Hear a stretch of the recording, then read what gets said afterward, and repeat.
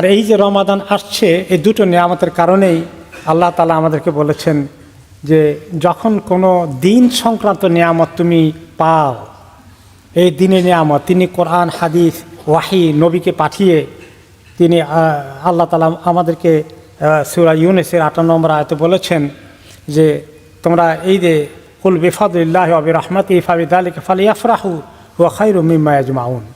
এই যে আল্লাহ তাআলার দয়া, আল্লাহর নিয়ামতের দিন, তার রহমত, কোরআন, সালাহ, রমাদান, এইগুলো যে আল্লাহ আমাদেরকে দিয়েছেন, আমরা যে পাচ্ছি, আমরা যে মুসলিম হতে পেরেছি, আমরা যে এগুলোকে মিস করিনি, এটার জন্য আল্লাহ তাআলার কাছে সবসময় আমরা আনন্দিত যেন হই, আল্লাহর কাছে শুকর আদায় করি, অ্যাপ্রিসিয়েট করি যেন।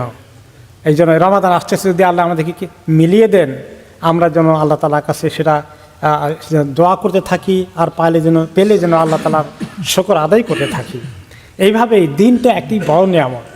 এই দিনের নিয়ামত দিয়ে, রমাদান দিয়ে, নামাজ, রোজা, হাজ, জাকাত, এগুলো দিয়ে আল্লাহ তাআলা আমাদেরকে কত বড় নিয়ামত দান করেছেন।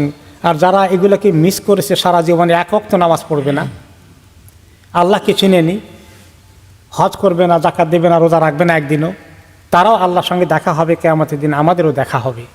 দোনো দেখা কি সমান হবে? আল্লাহ তাআলা বলেছেন যে আমি তোমাদেরকে তো উত্তম জাতি বানিয়েছি, তোমাদেরকে সর্বোত্তম, সবচেয়ে সেরা জাতি বানিয়েছি। কেন? এই দিন দিয়ে। সেরা জাতি অনেক পয়সাওয়ালা হয়ে গেছে, সেরা জাতি কি বংশের গৌরবের বিনিময় হবে? সেরা জাতি আল্লাহ তাআলাকে চিনতে পেরেছে, তার ইবাদত করছে, সেই এগুলোকে আল্লাহ তাআলা আমাদেরকে এই জন্যই বলেছেন যে খায়রু উম্মাতিন বলেছেন আমাদেরকে। তারপরে আমরা যখন দেখি যে আল্লাহ তাআলা এই যে নিয়ামতগুলো আসে, এগুলো আসে যেন আমরা খুশি হই।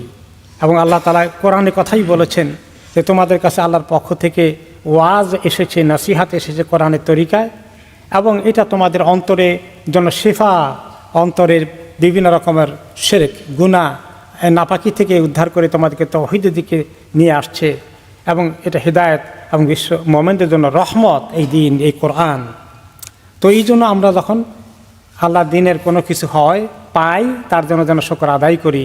সারা জীবন শুকর আদায় করতে হবে যে আল্লাহ আমাকে মুসলিম বানিয়েছেন, ঈমান দিয়েছেন, এবং আল্লাহ তাআলা আমাদেরকে মসজিদের মতো নিয়ামত দিয়েছেন। তো এই মসজিদের জন্য যারা দান করে, মসজিদে যারা খেদমত করে, ভলান্টিয়ার হয়, মসজিদের যারা মানে যে কোনো পরিবারে যেভাবেই সহযোগিতা করে এবং মসজিদে নিয়মিত আসা যাওয়া করে, নামাজ পড়ে, মসজিদের থেকে দিনই ফায়দা নেয়, তালিমে অংশগ্রহণ করে, এদের ব্যাপারে আল্লাহ তাআলা বলেছেন এইভাবে মসজিদের সঙ্গে যাদের সম্পর্ক আছে এরা হচ্ছে আসল ঈমানদার।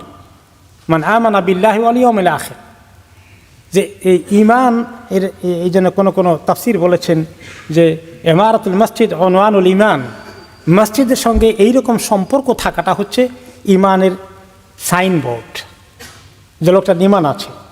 যার মসজিদের সঙ্গে সম্পর্ক নেই, না নামাজ পড়তে আসে, না দান খয়রাত করে, না মসজিদের জন্য করে খেদমত করে সুযোগ পেলে, এগুলো কোনো খেয়াল তার নেই, তার ঈমানের স্বীকৃতি আল্লাহ তাআলা দিচ্ছেন না এই আয়াতের মধ্যে। সূরা তাওবার 18 নম্বর আয়াতে এটা আল্লাহ তাআলা বলেছেন। এরপরে আল্লাহ তাআলা সেখানে আরও বলেছেন তারা মসজিদের সঙ্গে সম্পর্ক, এটা ঈমানের লক্ষণ। তারপরে বলেছেন আকামাস সালাত, তারা নামাজ পড়ে, ওয়া আতাজ যাকাত, তারা যাকাত দেয়, ওয়ালাম ইয়াখশা ইল্লাল্লাহ, আল্লাহকে ছাড়া কাউকে ভয় করে না। এইভাবে আল্লাহ তাআলার প্রতি ঈমানের লক্ষণগুলোর মধ্যে এই কাজগুলো, এই আমলগুলো, এই ইবাদতগুলো আছে, যার মধ্যে অন্যতম হচ্ছে মসজিদের সঙ্গে সম্পর্ক। এবং যেখানে জাকাতের কথা বলা হয়েছে, আমরা জাকাতও দেব ইনশাআল্লাহ, সে বিষয়ে আলোচনা পরে আসবে ইনশাআল্লাহ।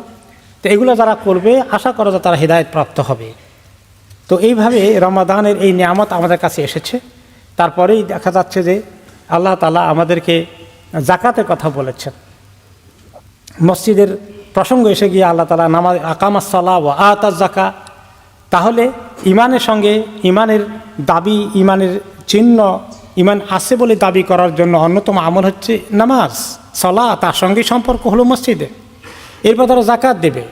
আমরা অনেকেই রমাদান মাসে জাকাত দেই, তো এই জন্য যে হিসাব করতে সুবিধা, আর গরিবদের একটু বেশি উপকার হবে বিধায়। জাকাত হলো ইসলামের 3 নম্বর, আর 3 নম্বরটা হলো নামাজ, আর 1 নম্বরটা তো ঈমান শাহাদা। 4 নম্বরে হলো রোজা। এই যে রোজা আমলা আমাদের সামনে আসছে, আল্লাহ তাআলা এই রোজাকে কেন রেখেছেন? লাআল্লাকুম তাত্তাকুন, আমাদের তাকওয়ার যে কত কমতি, এটা পূরণ করার জন্য আল্লাহ তাআলা একটুখানি ইন্টেন্সিভ একটি স্পেশাল ফোকাস করে আমাদেরকে তিনি এ সুযোগ দিয়েছেন, রমাদানের বরকত নিয়ে এসেছেন। এবং সেই রমাদানটা হচ্ছে মাসের মধ্যে সেরা মাস, কারণ এই রমাদানে আল্লাহ তাআলা কোরআন নাজিল করেছেন। আর এই রমাদানের সঙ্গে কোরআনের সম্পর্ক এই জন্যই অনেক জড়িত। এই মাসের অনেকগুলো আমলের লিস্ট আমাদের আছে, জাস্ট আমরা জানি, একটু আমরা রিভিশন করি। এক নম্বর তো হলো রোজা। রোজা তো এত বড় ইবাদত, জান্নাতের গেটের নামে আছে রাইয়ান, যেখান দিয়ে রোজাদার দিকে ডাকা হবে। রোজা জান্নাত বান্দা এবং জাহান্নামের মধ্যে ঢাল বাধার প্রাচীর হয়ে দাঁড়াবে। রোজা বান্দার গুনাহ মাফ করে দেওয়ার কারণ হয়ে যাবে। এই সব কিছু এই রোজার মাধ্যমে আমরা অর্জন করতে পারছি। এই রোজার নিয়ামত আল্লাহ আমাদেরকে দিয়েছেন।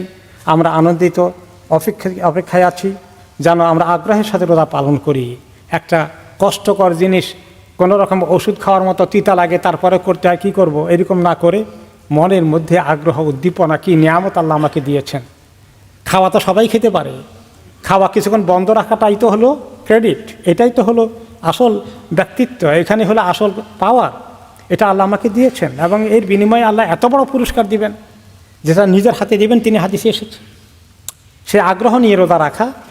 এরপরে রোজা শুধু 3টি জিনিস থেকে দূরে থাকা নয়, খাওয়া পরা, স্বামী স্ত্রী মেলামেশা, এই 3টা বাদ দিলেই রোজা হয় না। এটা শারীরিক রোজা। কিন্তু স্পিরিচুয়াল, আত্মিক রোজা, আত্মার রোজা, মনের রোজা, সমস্ত গুনাহ থেকে দূরে থাকতে হবে। যে ব্যক্তি, আপনার হাদিস অনেকবার শুনেছেন, গুনাহ খাতা থেকে দূরে থাকে না, তাই সেই ব্যক্তির খামাকা উপোস করে লাভ কি? আল্লাহ হাদিসে এসেছে।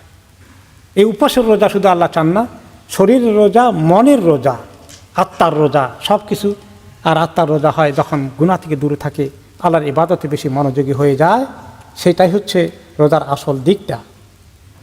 তাহলে তার সমস্ত গুনাহ আল্লাহ মাফ করে দেবেন। তারপরে আমরা দেখতে পাই রোজার পরে হচ্ছে আমাদের জন্য এই কিয়ামুল লাইল, তারাবি এবং তাহাজ্জুদের নামে, এটি মান কামা রমাদানা ঈমান ওয়া ইহতিসাবান, হাদিস আপনারা শুনেছেন। যে ব্যক্তি ঈমান ইহতিসাবের সাথে অনেক বড় পুরস্কার পাওয়ার নিয়তে রোজা রাখার পাশাপাশি কিয়ামুল লাইলও করে। কিয়ামুল লাইলের অর্থ তারাবির নামাজ, তাহাজ্জুদের নামাজ, রাতের বেলায় নামাজ পড়া, এগুলোকে গুরুত্ব দিয়ে আমরা করব এই একটি মাসে। এটা আর কি আমাদের দ্বিতীয় এজেন্ডা। অনেক সময় দেখা যায় যে প্রথম সপ্তাহে মসজিদ ভর্তি হয়ে যায়, দ্বিতীয় সপ্তাহে কিছু কমে, তৃতীয় চতুর্থ সপ্তাহে মোটামুটি অর্ধেকে নেমে আসে বোধ হয়, আর শেষ সপ্তাহে আবার কিছু যোগ হয়। তো প্রথমে শুরু আলহামদুলিল্লাহ রাব্বিল আলামিন ওয়ালাদ-দাল্লিন বলে দিলে হয়ে গেল নাকি? মাঝখানেটা কে করবে? সারা মাস, প্রত্যেকটি মাস, প্রত্যেকটি দিন আমাদের জন্য রোজার নিয়ামত। মাঝখানে কি নিয়ামত কমে যায়? মোটেই না। তো এই জন্য স্পিরিট রাখতে হবে যে আমি হিম্মত করব, আমি একদম শুরু থেকে শেষ পর্যন্ত লেগে থাকবো ইনশাআল্লাহ। আর সেটাই আল্লাহ তাআলা পছন্দ করেন, যেটা কন্টিনিউ করে বান্দা। খায়রুল আমালে আদওয়ামুহা, যে আমল টিকে থাকে সেটাকে আল্লাহ বেশি পছন্দ করেন। এরপরে রমাদানে তাহলে রোজা, কিয়ামুল লাইল, এরপরে আসে কোরআন।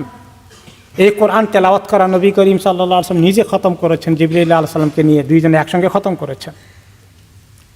এই খতমটা করা সুন্দর তরিকা, সহি করে পড়া, দ্রুত গতিতে না পড়ে মাখরাত আদায় করে সময় নিয়ে পড়া। রমাদান হচ্ছে দোয়ার মাস। রোজাদার যতক্ষণ রোজার হালতে থাকে তার সমস্ত দোয়া কবুল হয়ে যায়, আর ইফতারের সময় দোয়া আরও খাস করে কবুল হয়। এভাবে করে আমাদের রমাদানের প্রোগ্রামগুলোকে মাইন্ডে রাখতে হবে, সময়কে পরিকল্পিতভাবে ব্যবহার করতে হবে। আমাদের মা বোনেরা অনেক পাকশাক করেন, এত পাকশাক, এত আইটেম ইফতারি, এত আইটেম সাহুর, কত খাওয়া যায়? প্রায় দেখা যায় খাওয়া যায় না অনেক। আর এতে করে আমাদের মা বোনদের আসর থেকে মাগরিব পর্যন্ত যখন দোয়া কবুলের বেশি সময় ইফতারের আগে, ওনারা প্রচণ্ড বিজি। এই জন্য আমি বলি, সবসময় বলে আসে, আবারও বলি, যে বেশি করে সালাদ খান, বেশি করে ফ্রুট খান। আর এই সমস্ত তৈলাক্ত খাবার, ডিপ ফ্রাই, এই যেগুলো স্বাস্থ্যের জন্য ক্ষতি, এগুলো বেশি খাবেন না। যে জিনিস আপনার ক্ষতি করবে ওই জিনিস খেতেও পারবো না, ওই জিনিস আমি চর্চা করতে পারবো না, এটা নিষেধ। স্বাস্থ্যটা আল্লাহর নিয়ামত, কাজেই আমরা স্বাস্থ্যকর খাবার খাই ইনশাআল্লাহ। মা বোনেরা অল্প করেই পাক করেন, আইটেম কম করেন। ইফতার শেষ করে আধা ঘন্টা আগে আপনি ফ্রি হয়ে একটু আল্লাহকে ডাকেন, দোয়া করেন, ছেলে মেয়েদেরকে দোয়া করতে বলেন। এভাবে সময় পরিকল্পিতভাবে কাজে লাগান। মা বোনেরা অনেকেই তারাবিতে আসবেন। এই নবী করিম সাল্লাল্লাহু আলাইহি ওয়াসাল্লাম একটা হাদিসে বলেছেন, মহিলারা যদি রাতে নামাজ পড়তে আসে, রাতে নামাজ পড়তে আসে নিষেধ করো না। আবার তিনি আরেকটা হাদিসে বলেছেন, তোমরা যখন নামাজ পড়তে যাবে খবরদার আতর খুশবু লাগাবে না। তার অর্থ হলো পুরুষদের সঙ্গে দেখা সাক্ষাৎ হয়ে যেতে, মিলামিশা হয়ে যেতে পারে আসা যাওয়ার মধ্যে দেখা সাক্ষাৎ। আর যদি আতর লাগাতে নিষেধ করেন আর ঠিক মতো পর্দা না করেন, তাহলে মসজিদে আসলে সওয়াব যদ্দূর হবে, গুনাহ কদ্দূর হবে। কাজে খবরদার, যে সমস্ত মহিলারা মসজিদে আসবেন অত্যন্ত ভালো করে পর্দা করতে হবে। আপনাদের মেয়েদেরকে পর্দা করে মসজিদে আনতে হবে, না হলে কিন্তু গুনাহ নিয়ে ফেরত যেতে হবে আমাদেরকে। আল্লাহ মাফ করুন।